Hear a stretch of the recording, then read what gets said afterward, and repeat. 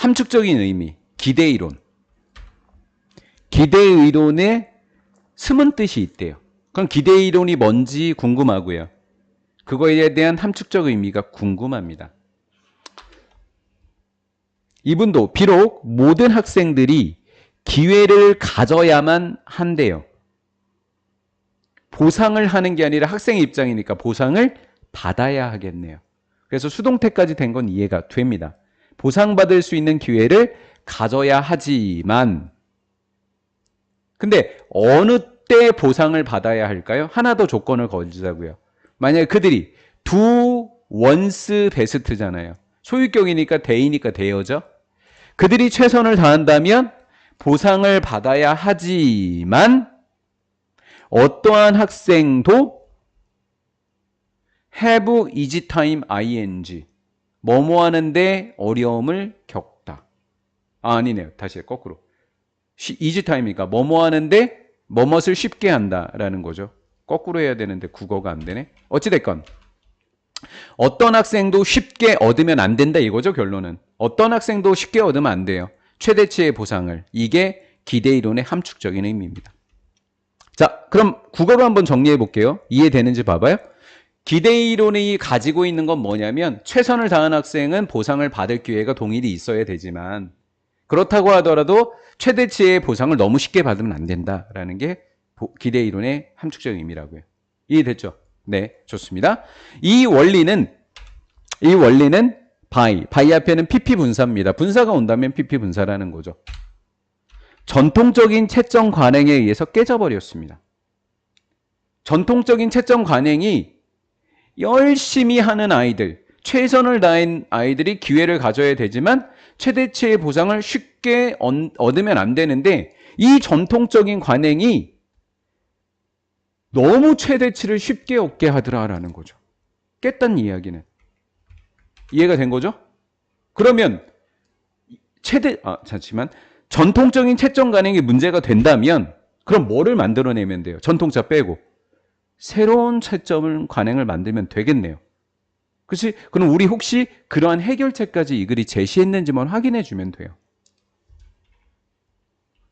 왜냐하면 어떤 학생들이 생각하기 때문에 find는 오형식입니다. 그런데 어떤 특징이냐면 가목적어, 진목적어, 목적보호를 가진 오형식이에요.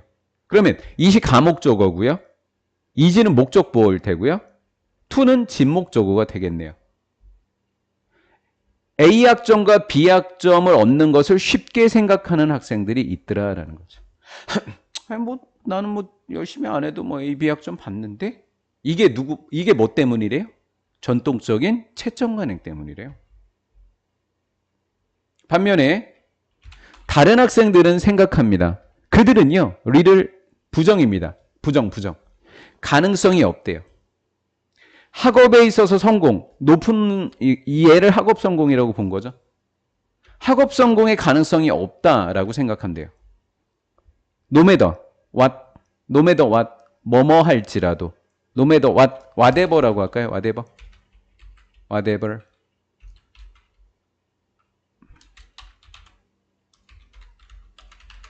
그들이 무슨 짓을 해도 성적이 안 나와요.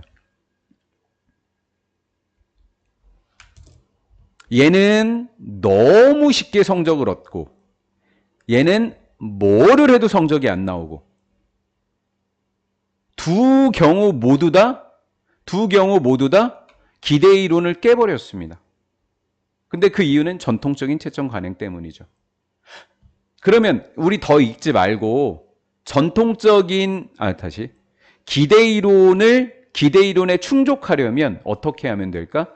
얘네들이 받기 어렵게 만들고 얘네들은 받을 가능성이 있게 해주면 되겠네. 그럼 기대이론을 회복하겠네. 이런 내용이 나오는지 우리 확인만 좀 해볼게요.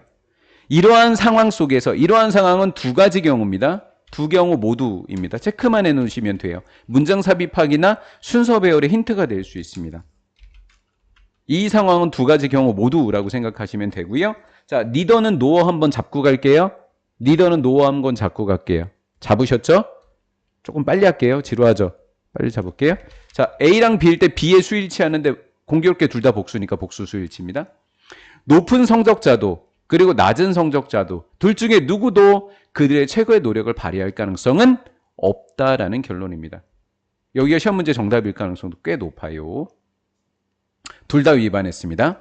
이것은 one reason, 하나의 이유입니다. 이유가 있을 때는 관계부사 적으시면 되겠죠. 한 단어는 why고요. 두 단어는 for which가 되겠습니다. 이것은 가주어고요. 얘는 진주어입니다.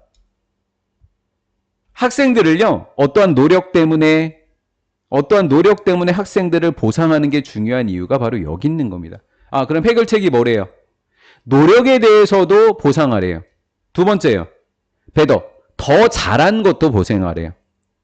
그들이 have done in the past, 과거에 해왔던 것보다. 그리고 for making progress, 발전을 이룬 것에 대해서도 보상하래요. rather than, 오직 getting higher cost, 하니까 높은 점수를 얻는 것보다는 한 거. 해결책으로 제시했던 거 좀 제가 한번 체크해 볼게요. 전통적인 채점 방법을 벗어날 수 있는 방법은 뭐냐면 첫 번째, 노력에 대해서 보상한다. 두 번째, 첫 번째 노력에 대해서 보상한다. 두 번째, 그들이 해오던 것보다 조금 더 나아졌으면 또 보상한다. 두 번째, 세 번째, 진전을 이뤘으면 보상한다라는 거죠. 이렇게 해주면 이 문제가 해결이 된대요. 자, 마무리 짓게요. 예를 들어서 학생들이 포트폴리오를 만든다 칩시다. 무엇에 대한 포트폴리오냐면 장문, 프로젝트, 보고서, 다른 작업에 대한 포트폴리오를 만든다고 생각해보고 그 다음 그 학생들은 알 수 있습니다. 그들의 작업이 오버타임 시간이 지나면서 어떤 방식으로 향상되었는지를 애들은 보게 됩니다. Not all, 부분 부정이라고 합니다. 모든 학생이 그런 것은 아니다 해서 부분 부정이요. 부분 부정. 모든 학생들이 be capable of가 전치사니까 동명사 오면 되겠죠. 높은 점수를 받을 수 있는 건 아니에요. 똑같이. 하지만 병렬 구조죠. 또 R, capable of. 노력을 발휘할 수 있는 것도 아닙니다. 또 뛰어넘을 그들 자신의 과거의 성과를 뛰어넘을 수 있는 것도 아닙니다.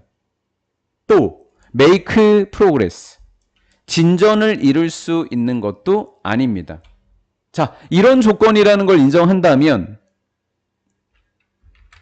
그러면 뭐 노력을 보상해 주면 되겠네.